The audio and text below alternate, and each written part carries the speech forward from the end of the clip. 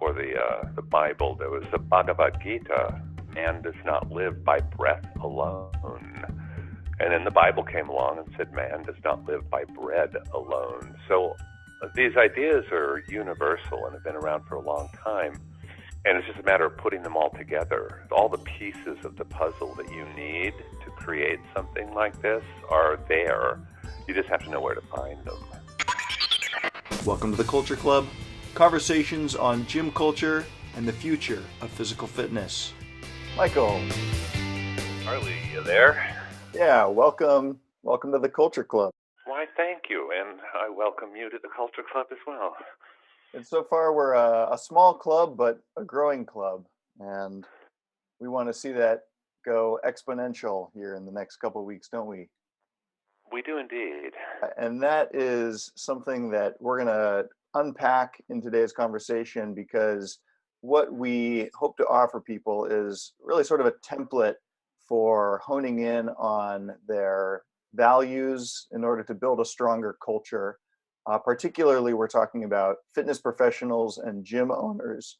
Although I've been thinking about this as something that just about anyone who's trying to build culture or community as part of their business in order to attract the right kinds of customers could use. Yeah, definitely. It could transcend just fitness, although because we're both consummate fitness professionals, we'll focus on that. Fitness nerds would be the simpler way of saying it. It is indeed. And I came up with a kind of an idea to help people hone in on values. To talk about this, we've heard of things like there's a famous book, the Strengths Finder, where it basically helps you hone in on what are your strengths as an individual, as a worker, and then helps you kind of build like a career path out of that. But even deeper than that, our values can inform the business decisions that we make. So if you're someone, let's take a hypothetical, and then I want to drill down into my particular case study, doing natural movement here in the Berkeley area of San Francisco Bay Area. So there's a lot of gym owners right now who are struggling. They don't know when they're going to reopen their gyms, and when they do, whether the people will come back. And I think it's going to be a major shift in the whole fitness industry, maybe away from some of the big box gyms like the Planet Fitnesses, the 24-hour fitnesses, and towards the more boutique shops, the little martial arts dojos, where there's a stronger sense of community and where there is really a stronger sense of identity that comes out of these values. And that's where the Culture Club has this template or this set of exercises. Unpack a little bit of what it entails. What kind of work do people need to do to get to the core of what they believe in order to get better customers and get people coming back week after week? Mark Fisher and Michael Keeler said you always lead with values.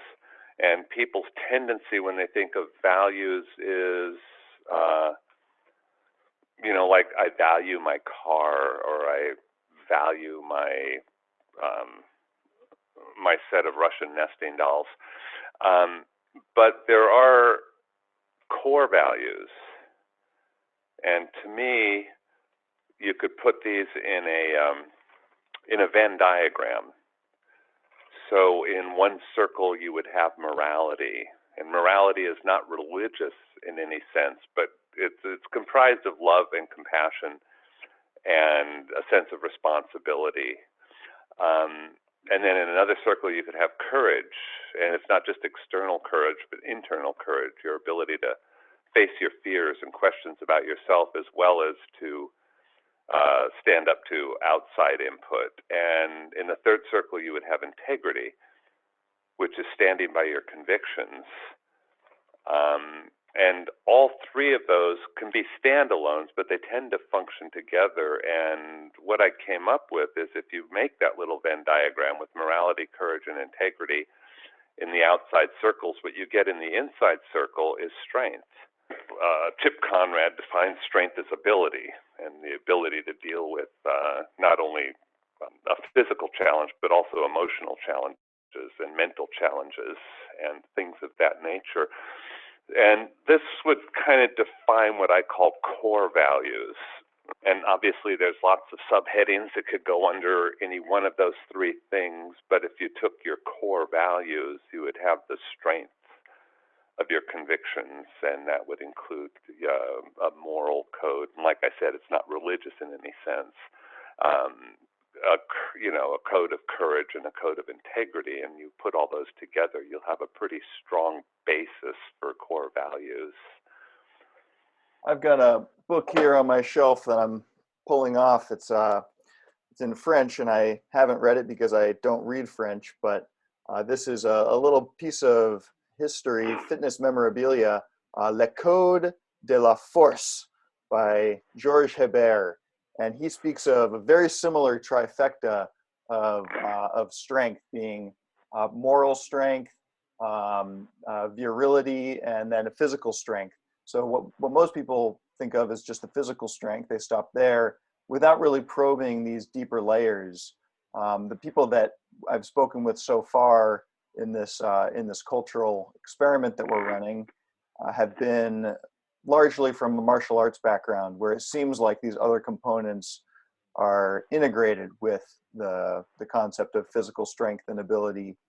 But in a lot of the Western world, it's been cleaved off, and we seem like we have kind of separate categories for, thinking of virtue as something and integrity being separate from physical strength.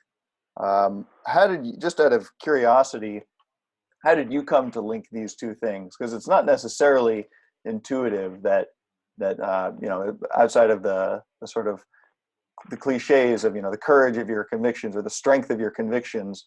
How did you come to pair these words together? Well, they just it was a process of just immersing myself in a lot of different philosophies around the idea of strength. And I had a website for a while. It was called the New Warrior Gym, and it was primarily oriented around courage, compassion, and integrity. And that's kind of where those ideas started coming together. And also reading the works of people like Chip Conrad, who wrote a little book called Are You Useful?, which confronts that on a pretty in-depth basis. And also one of your interviews from just the last week or so with Frank Ferencich, talking about story and how story contributes to culture. And so all these, little bits and pieces kind of floating around that kind of coalesced into a reasonable whole is essentially where I got it. And I've always been, I read a lot of different philosophical ideas. And so that they kind of contributed. Kind of everything that I've read contributes to what I believe now. And that's kind of how they came together. And I just put this little Venn diagram together this morning because it seemed to make sense to me. You've read a lot. You've read probably a lifetime worth of fitness and fitness-related articles from the internet, going back to when did you start reading blogs and things on the internet about fitness? Probably when I started really delving in heavily was maybe 2004. So over 15 years ago. And in that time, you've mentioned that you've seen a lot of ideas kind of come and go and get repackaged. The same idea resurfaces with slightly different branding. But have you ever encountered a website that's dedicated to this premise? And the premise, I'll just state simply for people who are new to the podcast. We think that if you're neglecting the cultural component of your gym or your fitness practice, then you're missing out not only on a big personal development opportunity, but on one of the best ways to attract and retain. The idea of retention is really important. Retain your Hmm. customers, keep them coming back for that X factor that people aren't really getting from a lot of other areas today. And I think it was Peter Ajemian, who was one of my other interviews, talks about the gym as a third space where first space is the home, second space is your place of work, and then third spaces are things like churches, community centers, but Right. increasingly the gym is being considered as one of these third spaces. Well, that was Um, actually, I first encountered that idea through a guy named Pete Dupuis, who is the business manager at Cressy Sports Performance in Massachusetts. And he evidently got the idea from, I forget his first name. It's not, is it Charles Schultz, the guy who started Starbucks? that's Or, peanuts. I'm thinking maybe but something like that. well, I think the last name is Schultz. Maybe Yeah, we'll just make up a first name. He'll be yeah. Bob. Um, but I believe he may not have been the first, but he was the first, I think, possibly to verbalize it. And Starbucks initially was started as a third place. Hmm. Was it Howard And they Schultz? Howard Schultz, maybe it's Howard. Yeah, let's change his name from Bob to Howard. But So the coffee he shop had as third space. right, and it's the same sort of thing. You have your home, and what was the second one? A church Yeah, or or work. Work is second space. work. Okay, yeah, and Starbucks was the third space. You know, a place for people to hang out, to get together, to listen to music, to do whatever it is they do in Starbucks, which I guess now consists mostly of spreading multiple devices across the tables and interacting with those alone. So the third space idea has kind of been shot down by technology. But that's an aside. That's we could do a deep dive into technology later on. But I should add that's that where you're coming to me via landline, deep in right, the yeah. mountain territory of the Greater Bay Area. And up until 2002, I typed all of my papers in college on a manual typewriter. Old school. Yeah, so I was a latecomer. So there have been people talking about this, but it's maybe been still a neglected area. And if people want to get kind of the condensed version of not just people like Pete Dupuis' ideas, but really the whole perspective from people in different fields, get all the different flavors, and get some examples of physical culture or subculture that have worked, that have been successes that they can emulate. But in Hmm. terms of someone who's trying to build up from the bottom their idea of what their values are. Maybe they spent some time thinking about this as I thought that I had, but when I started to work on your questions, I realized that most of the work I'd really only done on a very superficial level. And so Hmm. I don't know if you have those questions in front of you. I wrote them down along with some of my answers, but I thought that you could kind of interview me. We'll turn the tables here, and you can start to ask me the questions that we're encouraging people to ask themselves, and they can get a copy of these questions in our guide, the Values Finder. But Hmm. where do you begin with those questions? Um, well, it's a kind of a combo pack when you first move in, and you would have to start with a set of core values, and that absolutely has to be going into it, I think.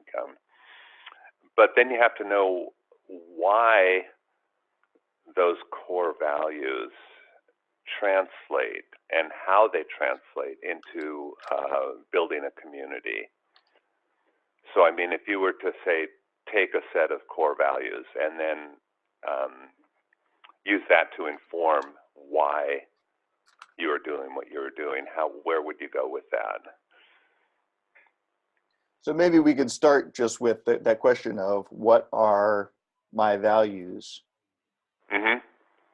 Is that a decent place? Yeah, sure. Why not? Let's start with values. Okay, well, some of them are a little bit trite and probably, we've already covered them a little bit with things like, courage and integrity. But getting into some of the values that I think maybe are a little bit more unique to my perspective, I believe in time efficiency, and along with that is a certain intensity where I want to feel like I've gotten in my strengthening work in a relatively short amount of time, and in order to do that, I have to make it more intense. And this Hmm. bleeds into a little bit of a sort of philosophy, or my what my friend Andrew Kluger would call existential knowledge, the underlying science behind how the body adapts to stress. And I've been influenced by the work of Doug McGuff of Body by Science, who writes about the need to really only spend, uh, you know, 12 minutes a week in order to get stronger on these five main dimensions of it's the vertical push, the vertical pull, horizontal push, horizontal pull, and then a sort of squat. But that's an oversimplification, and it's not my entire philosophy of fitness. But I think that the idea of working to failure, that kind of intensity, and then the Hmm. discipline to pack it into a that discomfort into a short amount of time is something that I really value because Hmm. I've got other stuff that I like to do, and I find that that's been the most effective way for me to actually get the sort of strength gains, rather than spending hours in the gym every day. But Hmm. here's a question: is that a value? Right. I think that's more of a mechanical, more of a Hmm. how you would achieve a certain effect rather than a closely held value.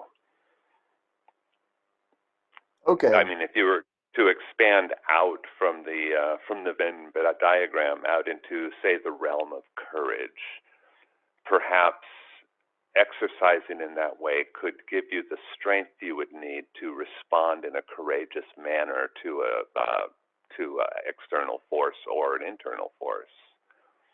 Right. I think that is part of the idea. And again, it's influenced by a lot of the writing and work of Georges Hebert, who witnessed a natural disaster on the island where he was stationed. This is like in the early 1900s. And he was Hmm. the commanding officer on a naval ship that was stationed just off of this island when the volcano erupted and covered the town in a sort of molten ash. And he made the decision to bring a squadron or group of the men from the Navy to shore, where he found that the only people that were of any help in getting people out of the rubble were those who were physically fit. And so that Hmm. informed him. And I think that it's true that most of the kinds of challenges that we face are relatively acute when it comes to strength. It's there are these situations that require a lot of strength or for a short amount of time. But as I say that, I realize that there are also a lot of tasks that require a kind of stamina, and just things like walking or holding yourself Hmm. upright for long periods of time. I Hmm. just recently had my first child, and holding the child in my arms, even though it only weighs 7 pounds, that is something that is sort of the inverse of what I'm talking about. So I think you're right to broaden it out away from the how into this question of what are my values. And I've got a whole list here, so I could keep going. Do you want me to list Oh another yeah, one? yeah, sure. List I away. This one came to me in the shower the other day, and I realized that I've been trying to, in my website and with my uh, sort of trying to attract people to sign up for my email list. I often compartmentalize, so I have a giveaway that deals with grocery shopping, really connected to better nutrition and diet, and then I have a Hmm. giveaway about using nature as a way to get stronger and become more resilient with respect to the elements. But these are all sort of separate things where what I really am about with the natural method that is following in the footsteps of Hebert, and others, is a holistic approach to mind, body, and spirit, where it's not just nutrition, it's not just movement, it's not just fitness, but it's the body conceived of as something under the direction of a mind and a spirit, and that holistic nature also has connotations for the way that we approach our own personal program for getting stronger. So if I am extremely busy, I need to take that factor into account, and I can't be planning to go to the gym for an hour a day if that's not realistic. Mhm. Or if I have certain mobility limitations, or if I have certain activities that demand very specific kinds of work, I might want to tailor my exercises to that. So if I'm a plumber, being able to crouch and reach in awkward positions. So this is sort of what I'm getting at with holistic, that it Mhm. takes the person as a whole, looks at their life and looks at the way that their fitness is just one part of a greater whole. Yeah, and that's when I used to train clients that way. Basically, I didn't want them to do anything in the gym that didn't apply directly to their outside life. That that if you did something in the gym that was just something you would do in the gym, then it was pretty pointless. So by connecting it, by opening up a range of possibilities for movement that could translate into something you do outside. I had one woman that worked at Trader Joe's. And Hmm. every time she came back to class, she would be all excited. She goes, "Oh, remember when we did this and this and this? I did all those things at work the other day." And, she was bending and lifting and carrying and putting things on shelves. And all the stuff we did in the class made her job exponentially easier. Funny aside about that, I worked at Trader Joe's for all of one day a few years Well, ago. I thought that my love for Trader Joe's as a grocery store would translate into my love of stocking the shelves, but that was one of the most physically demanding jobs I think I've ever done. And they have you working in the refrigerator and the freezer where it's you know freezing cold, and you're shivering. And now I look back at that and say, wow, what an excellent hormetic stressor that was to be in the cold room. But back then it was hmm just like, get me out of here. So I only lasted one day, and that's sort of it speaks to my discipline, which is one thing on here. But I think also in a tangential sort of way, it speaks to another one, which is ambition. And I absolutely give credit to anyone who works at Trader Joe's, but I felt like it was not the place for me to be spending my time, and that there were better ways that I could be using my time. So I think that this idea of being stronger, to use another blurb from a Culture Club honorary member, Frank Ferencich. He talks about being strong to be relevant, where you take whatever your cause is, and in his case, it's a lot of ecological movements, and helping the health of the planet.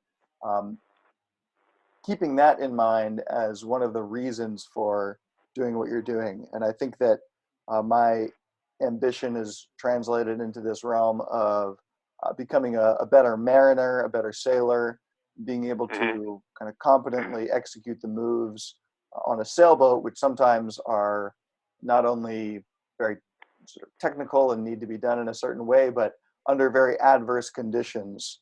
Um, hmm it, Now, if I was trying to attract a cadre of like-minded people who are similarly sort of ambitious, would that count as a value? I don't think it would in every sense.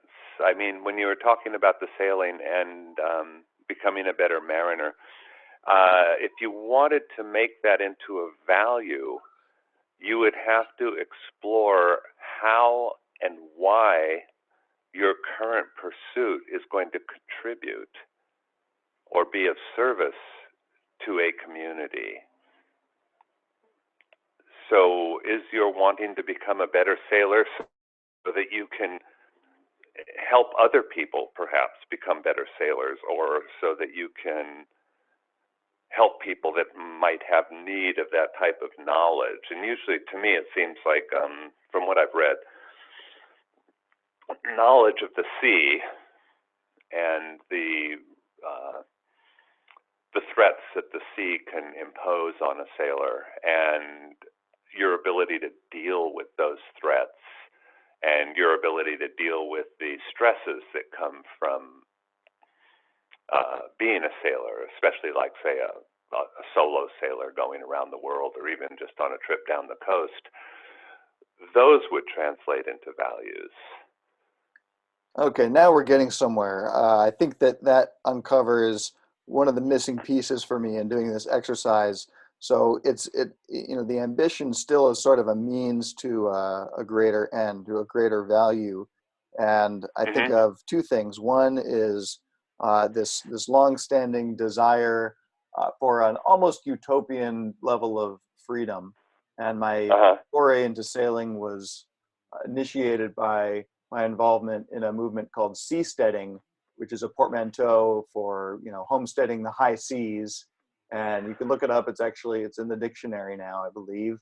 But Uh-huh. the movement is sort of clusters of people who are maybe philosophically more libertarian, plus people who are concerned for the future of the planet and the environment, plus people who just want to try out new ways of living together. Essentially, what we're Mm-hmm. talking about, new cultures, sort of third spaces that are neither strictly a home environment nor strictly a work environment, but something new on a new frontier.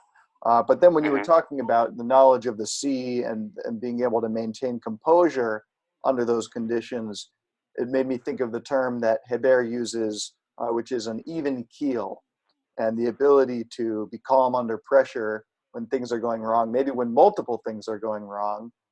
There's Mm-hmm. a term, the cascade of failures, which is what usually comes right before a shipwreck, where one thing goes wrong and then that leads you to make a stupid decision. You take your hand off the tiller and then suddenly you're swerving up into the wind, and then the boom comes across and then something breaks, and then so on and so Mm-hmm. on. So the ability to stop those failures, or when you're in a situation just in regular life where there's a lot coming at you at once, to be able to keep your head straight. So I think, hopefully between freedom and even keel, I've gotten to at least a couple of new values. But could we maybe drill down even further on those? Well, you kind of can. I mean, for instance, when your boat is docked, and this can be transcendent as well. You're going to practice certain skill sets,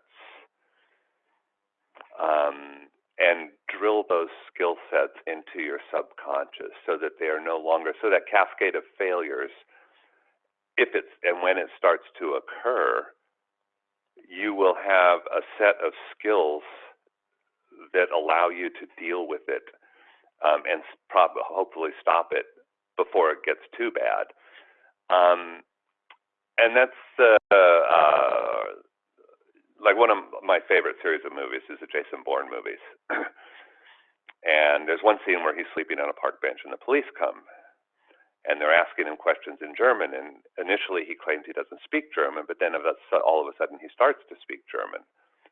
And then he fights them off, and he has no idea why or how he can do that. And that is a product of his training being so ingrained that it was second nature.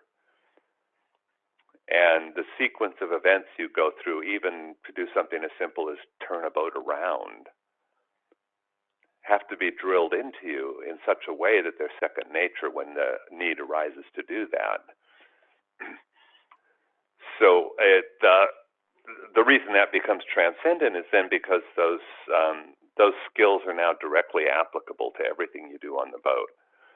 Well, then that obviously will inform how you function.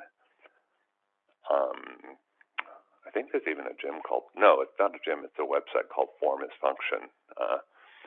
It's either a website or a gym.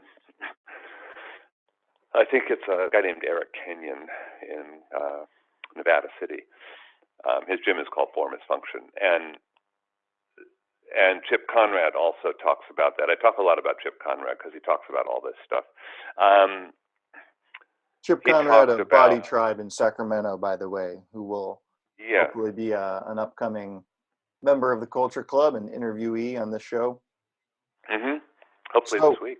yeah, so that But well, what he was talking about is, I think, skill chunks. And for instance, say you can do a pull-up. Well, what's the next step? I mean, just doing pull-ups to do pull-ups is, while possibly entertaining, doesn't really serve a function. But if you add another skill chunk to that, like maybe being able to do a dip, then all of a sudden you can do a pull-up, which gets you up on something, and then you can do a dip, which pushes you further up, which means now you can climb something. So you've taken two different skills, little chunks, and put them together to produce a movement.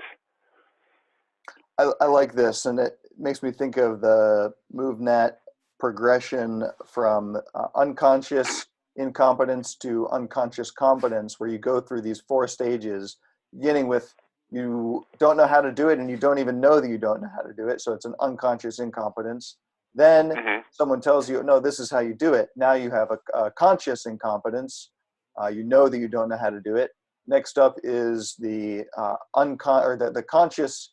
No, let's see. Next up is the conscious competence, where you can work through it, you can do it, but you have to think about it as you do it. And then finally, the last stage, that subconscious or unconscious competence, is where you can do it and you don't even have to think about it. The Jason Bourne proficiency, muscle memory, and then there's also this idea of the skill stack, which seems like it's related to the skill chunk, but that if you have, let's say you're in the 90th percentile in 3 different areas, you're not the best at any of them, but you're pretty good at all 3, and you're the only person that can do all 3 of those. So maybe you're reasonably funny, you're decent at drawing cartoons, and you know how to do a little bit of marketing and self-promotion. Then you've got a skill stack that makes you potentially a better cartoonist than someone who is the funniest person but can't even draw a stick figure, or someone who's an excellent illustrator but doesn't know what makes something funny. And I think that this is another thing about the MoveNat philosophy, and what I hope to attract, put out into the world, and then attract it back in the form of people coming to my meetup or coming to my website and subscribing to my newsletter, is this idea of being more of a generalist and tailoring it to whatever demands your life imposes, but specifically, the ability to develop your own personalized skill stack out of a whole catalog of general skills. And our more astute listeners may recognize that we're not really making any of this up, and we're not, I won't speak for Charlie, but I'm not overly clever. I just investigate a lot, and all of these ideas have been around for years and years and years and years and years. And they're just assemblies.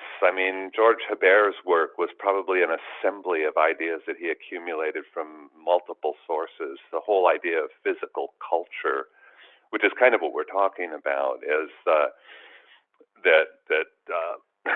fitness is one part of an entirety, and it should translate into you being a better person. So I guess was it Hebert who said, "Be strong to be useful," and then Frank said to be strong to be relevant.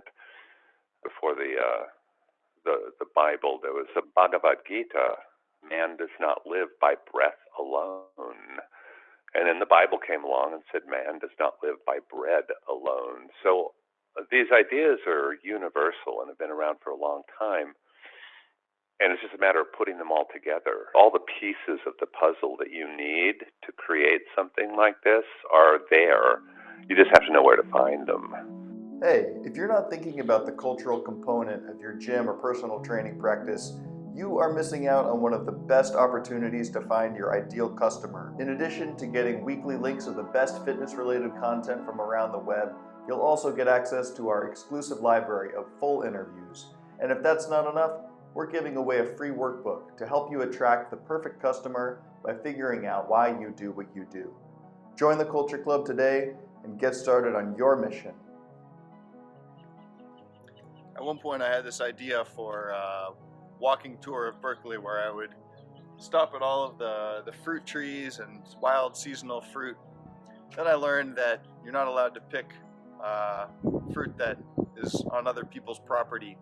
But there are a few places like the Ohlone Greenway where that rule doesn't apply. And so here I've got this glorious loquat tree that's coming into bloom. And very few people know about the loquat. They're not sold in stores, maybe because they've got these humongous seeds, kind of use them as like a little bullet, squeeze them between your three fingers. But the taste is so unbelievably juicy. It's like lemonade, sweet, sweet lemonade. Just a little tartness. And I'll show you. Squeeze these between the three fingers, and then pew!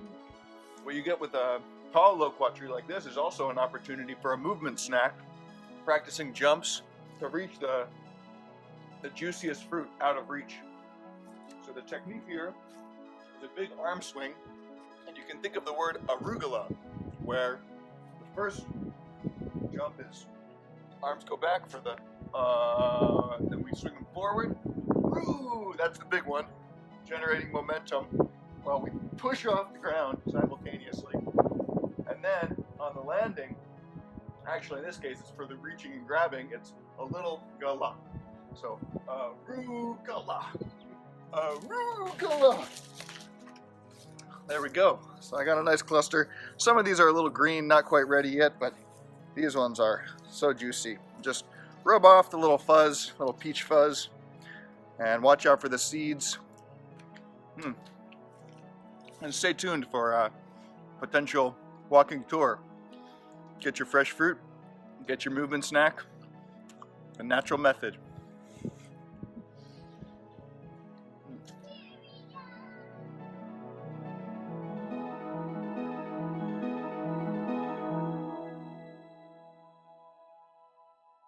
Transitioning to another value, but hopefully it's a smooth segue. I've been thinking about this line of become a teacher but remain a student, and I think that that entails a certain degree of humility, that you don't have all of the answers, and that no one is a movement master. I have the designation of a master level MoveNet trainer, but I recognize that, well, one, I have sort of the dubious distinction of probably being the least qualified master level MoveNet trainer, in that some of those tests that they had me pass were, I just got them by the skin of my teeth. But that idea of, actually nature is probably a better teacher than I can ever be. And my role as the teacher is to bring people into contact with the elements in a way that they can be comfortable learning from nature and sort of bringing down their defenses. The main one being just the ever-present conformity instinct that we have from modern society, that we don't want to look weird in the park or out in nature. And getting people to climb a tree or to roll on the grass for a lot of people can be sort of a mental challenge. Just as an aside for that, and to me that comes under courage, because it takes courage to recognize your faults. It takes courage to recognize your inadequacies. Now, do you recommend that people put together a list of many values and then whittle them down into these three categories, like sort of layering them underneath? I would say make a big list. Put morality, courage, and integrity. And every time you think of something, put it up there. Under one of those headers? Under one of those headers. And eventually what you'll find is you might start moving them around. You might say, oh, well, this fits over here better than it fits over here. And ultimately what you'll find is that they are three parts of a whole. and that a lot of the things that, say, go under the heading of courage also fit under the heading of integrity and morality. And I like the idea of putting strength in the middle, because strength is what makes these other things possible.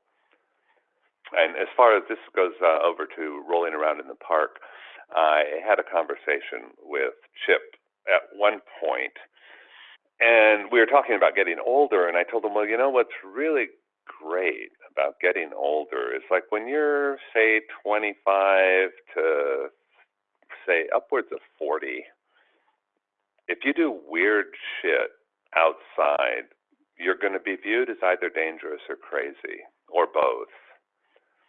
But after, I'd say 50, you get to be an apprentice eccentric. And at 60, you can graduate to a full-on journeyman eccentric, and you can do anything you want outside, and people will just think you're eccentric. Well, So you that can gives me graduate something to from look being, forward to. yeah, I mean, that's just, if nothing else, that's a good reason to get old, because the older you get, the more you can do outside and not feel embarrassed by it. Exactly. And what was your website again? Grow Old, Get Strong, or? Which I can no longer find. I think that website might have gotten taken down. Well, we could always boot it up, give it a facelift, and uh, use it on your resume for applying to journeyman eccentric. Yeah. So yeah, it's called Growing Old, Getting Strong, and I will attempt to see if I can get that back up and alive again. So the next step after you make this list of values, then you ask yourself this question of how those values translate into what your gym or your fitness practice does.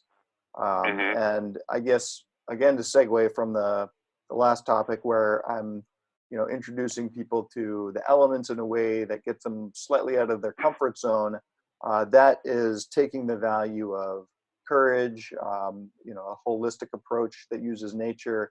And the practical application of it is showing people how to move freely in nature without feeling self-conscious. Would that be an example of an entry for this question? Yeah, it would be. Once again, we have to. I continually go back to people like Chip Conrad, because they've done a lot of the thinking for me. A lot of times in his workshops, what he would do when he started the workshop, he would go, okay, well, starting right now, you people have 5 minutes to just play. And most people in the room, if they're all adults, would be like deer caught in the headlights. They would have no idea what to do. And then they'd be a little bit self-conscious and kind of start moving around and maybe giggling a little bit and looking around to see if anybody else was doing anything. And it was like, like a bunch of teenagers at their first high school dance. They had no idea what to do. But if you had a group full of children and you said you've got 5 minutes to play, before the words were out of your mouth, they would be doing it. And they as adults, we do what Chip calls adulticizing, or maybe it was Bonnie Pruden that called it adulticizing. We make everything harder than it has to be. I mean, if you want to play, just go play. You don't have to analyze it and determine what constitutes play and then do that. You can just go play. And convincing adults of that would possibly be something that would be a workable option in an outdoor environment. Right. Yeah. And Yeah. I don't think that was too far afield, but Yeah. And so coming back to another value, I have, freedom, and along with that is a sort of flexibility. And that's where a lot of this mobility training comes into play. And so the groundwork and the resistance stretching, the seemingly strange but actually surprisingly functional movements of squatting and crawling, the quadrupedal work, balancing. These things all enable people to do more. It gives them the option. And so strength as optionality is a kind of way that my value of freedom translates into a specific practice of this mobility training. Mm-hmm. And I think then I would ask that, and this is, to me, it remains the hardest question to answer. Why are you having these meetups? And how does it pertain to your values? I mean, it could be, well, I like to help people, but that's a pretty common answer. Why do you do what you do? Oh, I just like to help people. Well, that's okay, but so do a lot of people. But that doesn't. So all of these things are mixed up together when you ask yourself the question why. Right. As a preliminary answer, I would offer that it feels good. It's something about moving around, especially in a group of people, and teaching just adds to that sense of having done something worthwhile. But the physical feeling of moving outdoors, sort of freely, but with enough structure to keep everyone on the same page. Mm-hmm. I read a book called Keeping Together in Time by a historian who, kind of renowned historian, who takes the idea of coordinated physical movement as the jumping off point for this anthropological exploration of how societies that were able to coordinate their movements, whether through dance and ritual, or in the later chapters, he looks mainly at how it was used in military formations, that the societies that were able to coordinate their movements and keep together in time had a decisive advantage. You can even speak in evolutionary biology terms of group selection, where it's not just the survival of the fittest individuals, but the groups that can come together and do things that would be impossible for an individual can, protect one another. So I think there's this kind of mutual aid element. And another example, this is something that's more aspirational, but I want to touch on it because I think that it could be something, an additional motivator and selling point for a lot of gyms becoming third spaces, is to also become the hubs for distribution of more, the farm produce, local farm produce of rural areas. People may have heard of the idea of CSA, or community supported agriculture, where you get your monthly box of meat or fruit and veggies. And I get my meat from a rancher about 30 miles northwest of me. But a lot of times I get a significant discount if I buy in bulk. So a few months ago, I bought a quarter of a cow, which is about 200 pounds of frozen meat that I've been going through gradually, just now getting to the end of that. But there is this issue of sustainability of our food supply. And right now in particular, there's a huge concern because the meat packing plants that are owned by multinationals and often buying the cows and pigs and chickens from from factory farms where the animals are kept in deplorable conditions, which in turn has an impact on the health of the actual meat. When we eat it, it doesn't just stop with the cruelty of the animal. It actually wreaks havoc on our bodies when we're consuming poorly sourced animal products. So the idea of value being sort of sustainability, maybe couched underneath the greater value of morality, is creating a program at your gym where, one Sunday a month you get the big delivery in the deep freezer that is bought into by all of the members of your tribe or your gym, and everyone can pick up their box of not just prime rib, but they can also get the healthy fatty organ meats and the bones for bone marrow. Maybe you can do some sort of a cookout where you make a bone broth at the end, or people can buy that to go for their after workout recovery drink. So I think that this is something that has to be worked out at the local level. The alternative is waiting for some sort of big startup or corporation to try to coordinate it. But I think that it really does need to be bottom up or grassroots, and so that's something that I hope to see gyms embracing.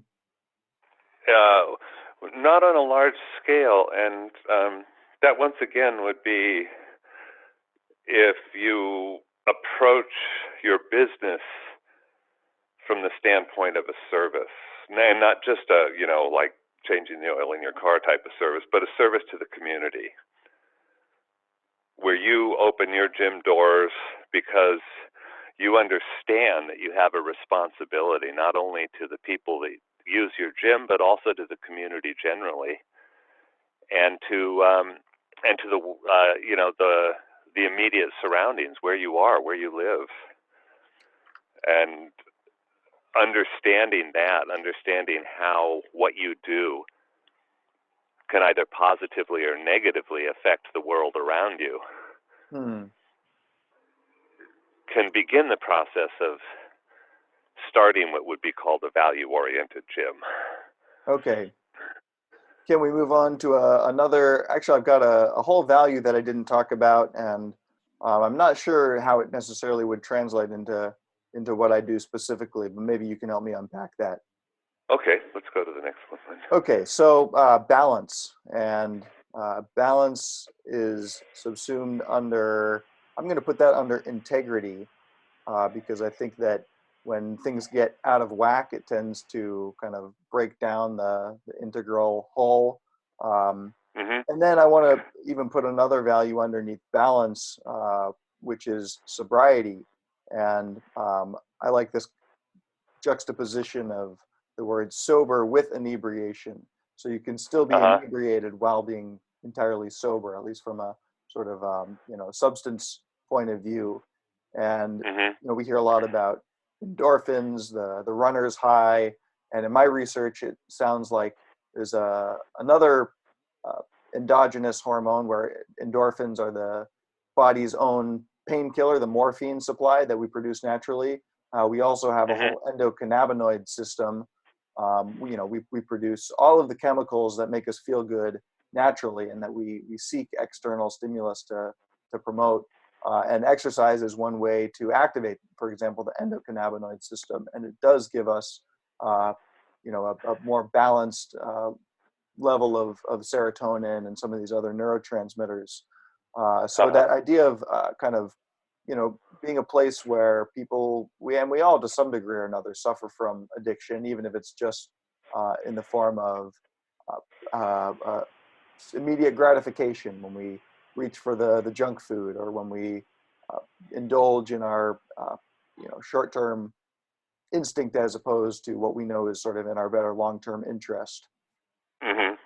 So how that translates into what my gym does, I don't know what to say, except that I know that nature, being outside in the sun, leads me to feel more balanced. And there might be a more literal parallel to when you're actually doing some balance movement work, but just this idea of the natural high from natural exercise being a good substitute for some of these things.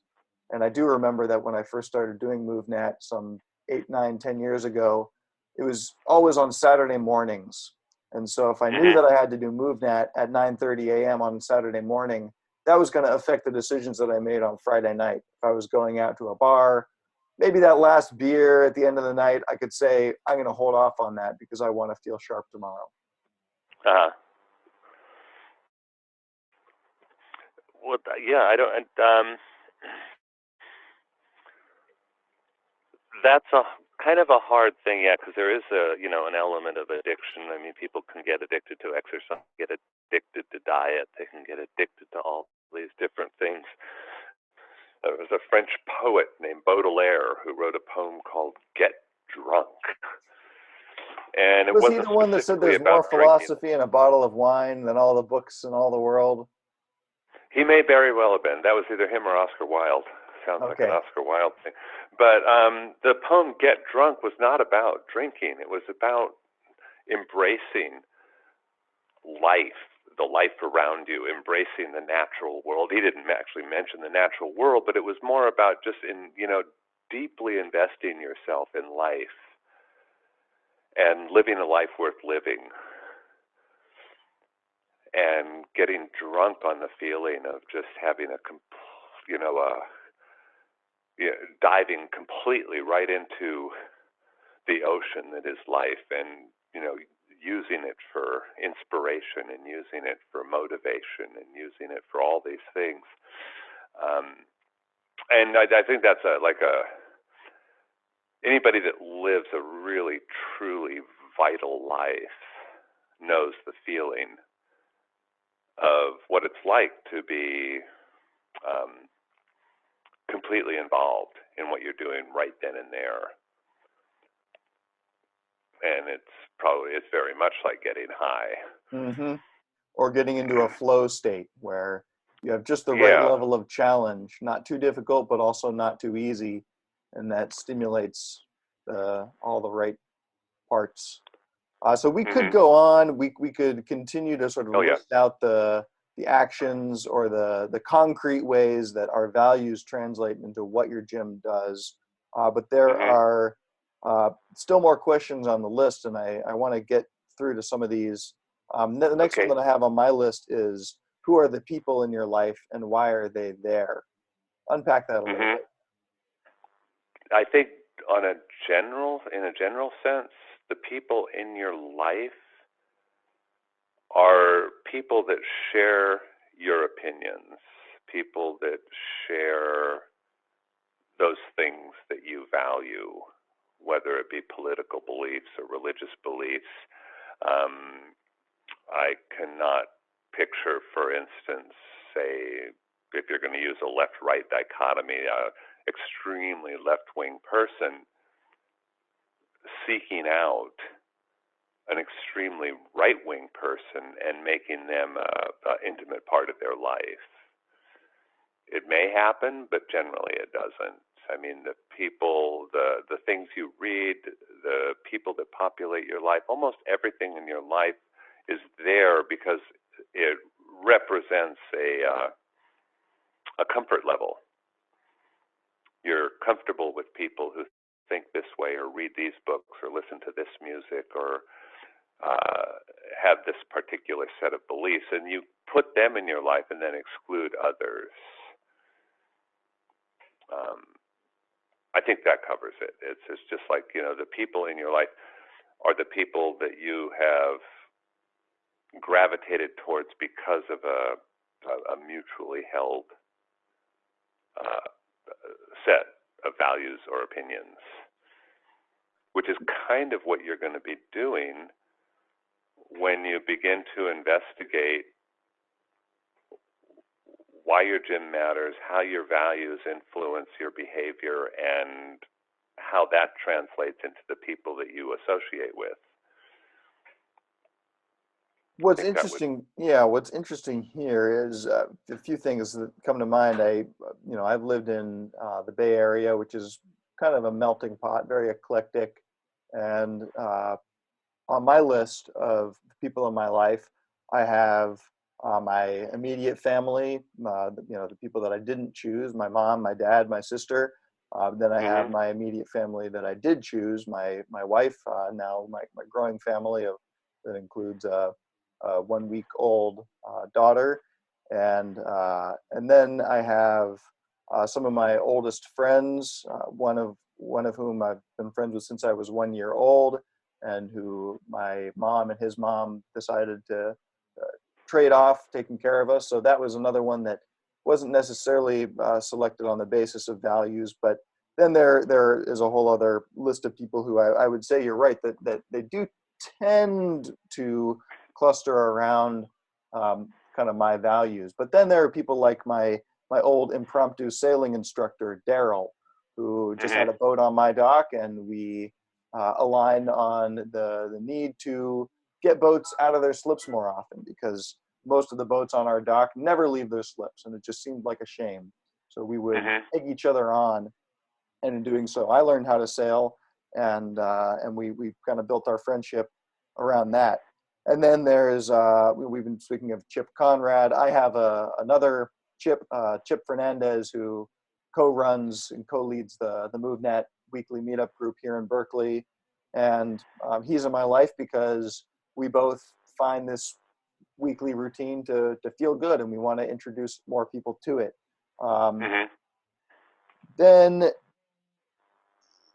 So this is interesting because I think that when it comes to the people who I would want to embark on a fitness project with, they don't necessarily share all of my ideological or spiritual or religious uh, persuasions. Hmm. It might be that we really just align on the importance of reviving physical culture and share some of the other values that I'm talking about. So what would someone get out of this by examining the people in their life? Are you sort of advocating that people be aware of their own, I don't want to call them necessarily biases, but their, you know, their Well, tribe, and then try to build it around their existing tribe? Or could these third spaces be a place where people try to expose themselves to more diverse points of view and backgrounds? well, when you were talking about the sailing guy, it was interesting. I don't know if this was the case or not, but if core values are intact, then external beliefs are somewhat irrelevant, which is where we get kind of back to the idea of a culture versus a demographic. If you have someone who has morality and courage and integrity, it doesn't really matter who they voted for president, because they're going to be a person who shares the core values with you.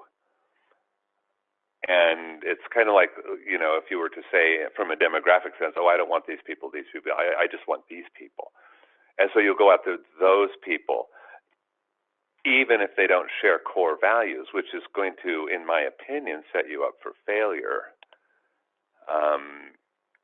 If you go after people who have a solid set of core values, whether they they share your political beliefs or your religious beliefs, they're still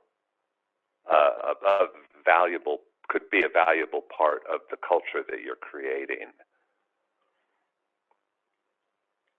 I've got another So, question here. Oh, I didn't mean to cut you off. well, I mean, it's just, solid people are solid people. Right. The Well said. peripheral is relatively unimportant.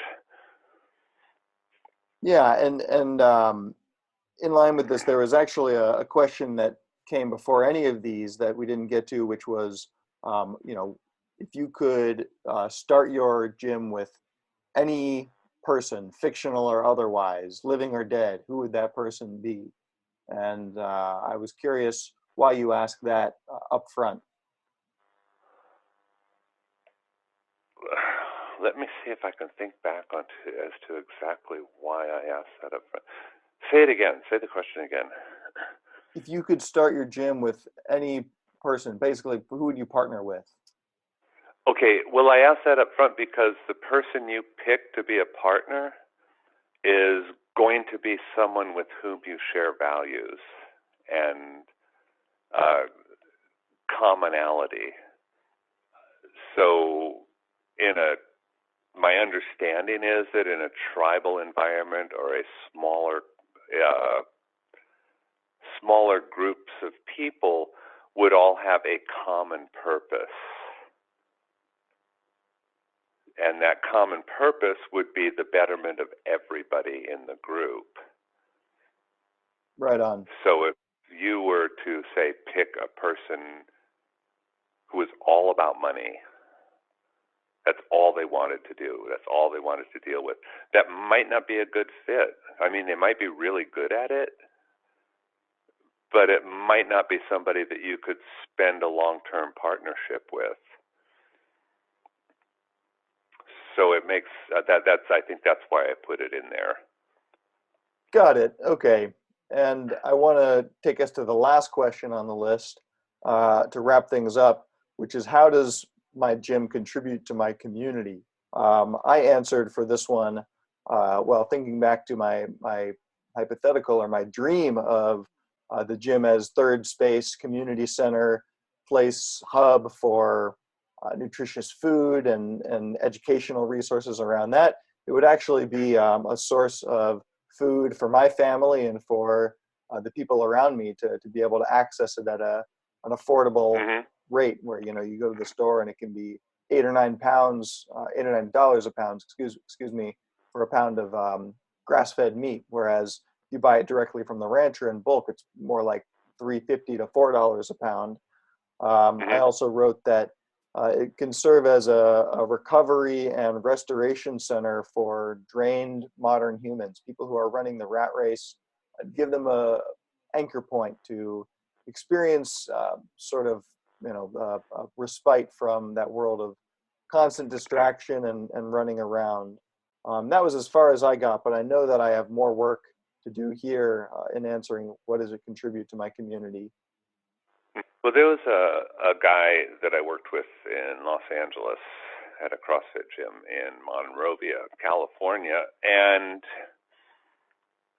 he was dedicated to the idea of service to the community. He was a member of a fairly well-regarded search and rescue team in the local area.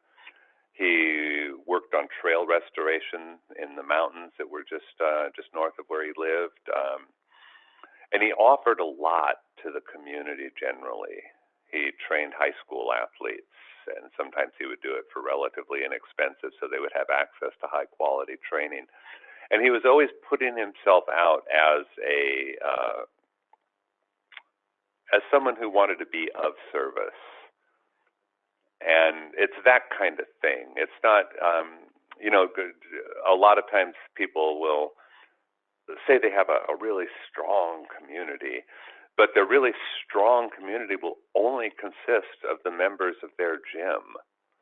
And I've actually personally experienced this, that if you're developing a strong community and say an individual for some reason or another has to no longer belong to your gym, I found that in a lot of cases that strong community did not extend to the community. You would almost immediately become an outsider.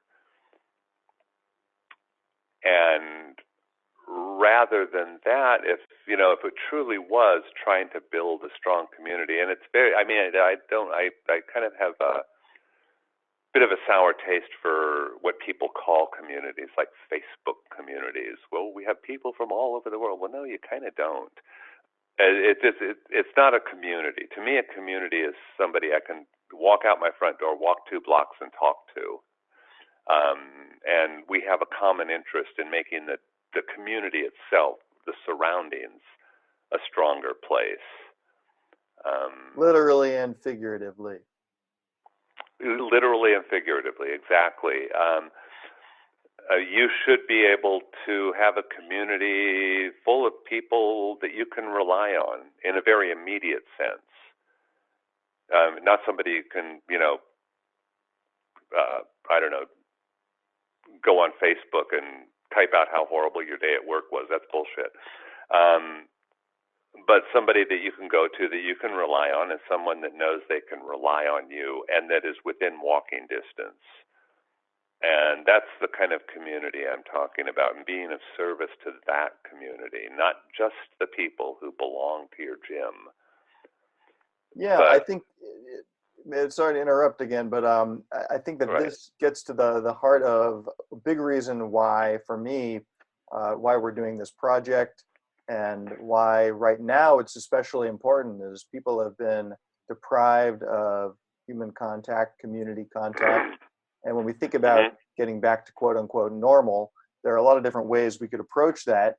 We could go back to exactly the way things were, with a lot of unhealthy lifestyle choices that can have, ramifications for our immune health, negatively or positively. And that's sort of what I think the gym re-envisioned the future of fitness can get at, is this idea of hey, start shaking hands again. I don't follow this idea that the health dictocrats can say handshaking is no longer a thing. I think that we should bring back, not just handshakes, but some sort of even more visceral and close contact thing when this is all over with, just to show that we won't be governed by fear primarily, and that we can pursue strength in a context of a supportive community and of a tribe that share our values. But if you have a strong, I'm sorry, I'm interrupting now. No, Go please. ahead. Well, if you have a strong, resilient resilient local community. Part of my understanding of the reopening of this whole thing is, in order to make it safe for everyone, is going to make sure that people don't go sick out into the world. I mean, we've known that for years. I mean, if you're sick, stay home. I've been hearing that since I was 4 years old. So a person who is, say, a member of a strong, resilient community would, for instance, understand that them going into the population of their community represents a threat to other members of the community. They would have a shared sense of responsibility for making sure that the community generally stays healthy. And if that requires a sacrifice on your part, for instance, not shaking hands or not going out and interacting with people when you're sick. So this whole reopening thing could actually be viewed as an exercise in shared responsibility for a community good. Well said. I think we've covered a good amount in this conversation without even coming close to exhausting the topic. And I'm going to continue to do this as an exercise, writing out some answers and drilling down deeper into each of the values. And we're going to turn this into a worksheet that will be available for download. And you can print it out or just work on it on your computer. Starting off with that trifecta of morality, integrity, and courage, all pointing to the center of that Venn diagram being strength, and then figuring out what are your values, listing them out under each of those three categories. Next, figuring out how those translate into what you do in your gym or with your fitness practice. Then asking who are the people in your life and why are they there, thinking about who might not be represented and thinking about how that also will just inform your quest for community. And then lastly, asking how does your gym contribute to your community? So that's the basic structure of the exercise.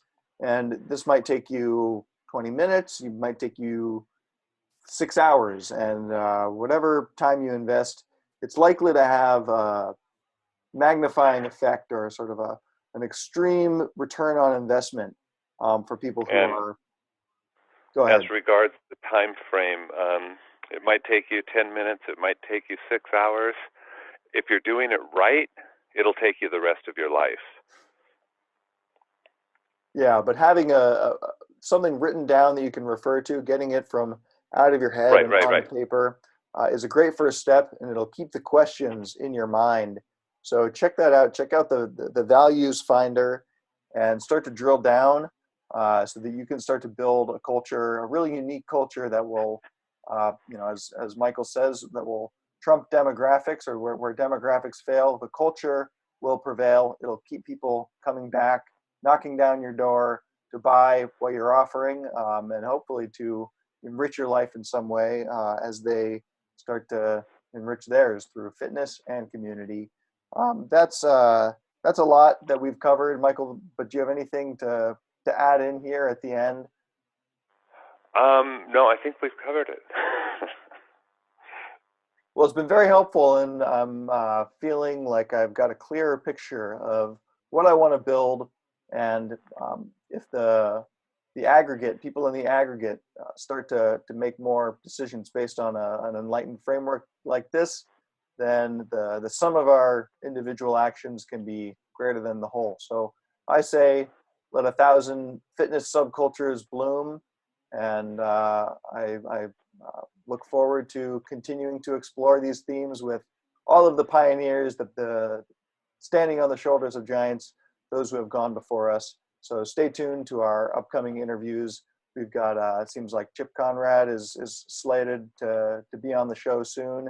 And stay tuned, subscribe to the email list to get alerts when new episodes drop.